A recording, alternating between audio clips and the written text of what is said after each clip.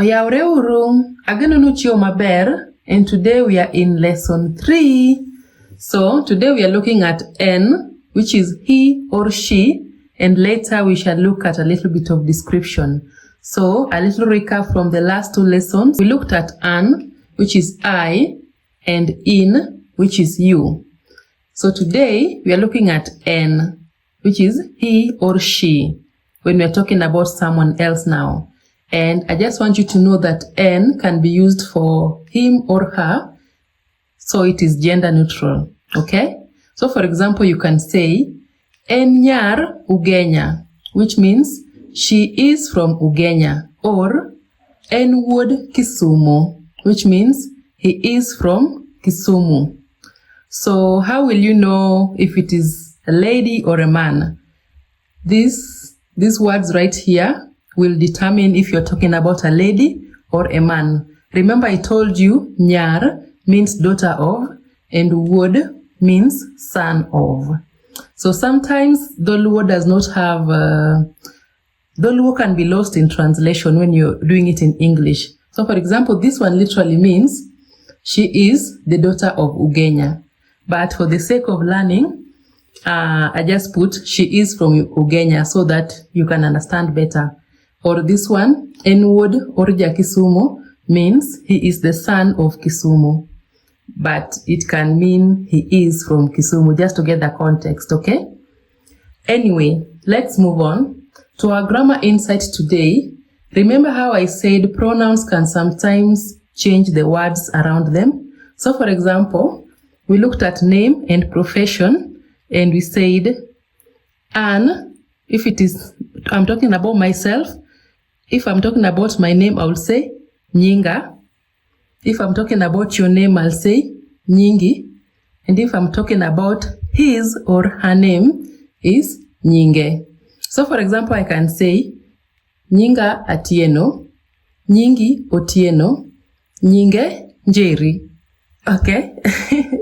And for profession, I can say Tija Puonjo, Tiji Puro, Tije Tedo.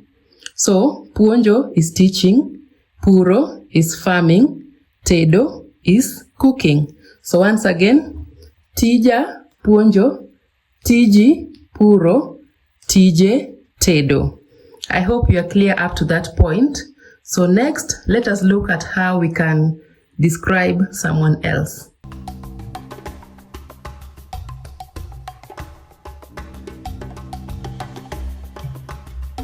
Okay, so today I wanted us to look at character traits description. So for example, I can say Enratego. Can you repeat after me?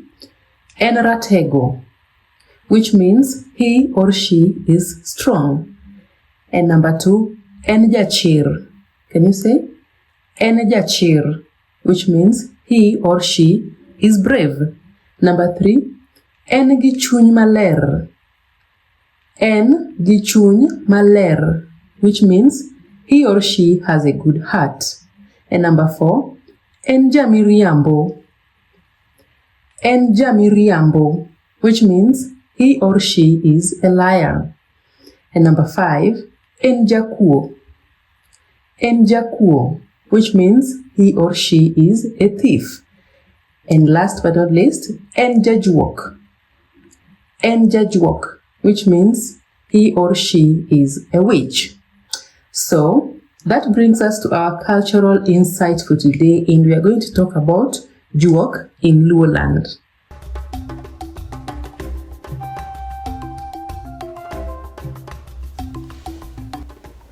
Juok is neither good nor bad. It is not God and it is not the devil. How you understand it depends on who raised you, what you were told, and what you have seen with your own eyes. But at its simplest, Juok is the force behind everything logic cannot explain.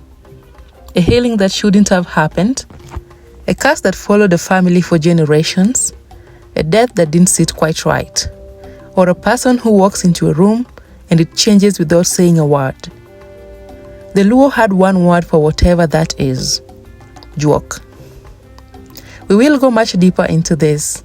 The ancestors, the night runners, the evil eye, the animals that are never just animals. There is a lot to say, but for now, I want to hear from you.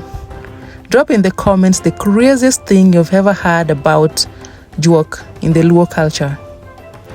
See you next time. Oriti!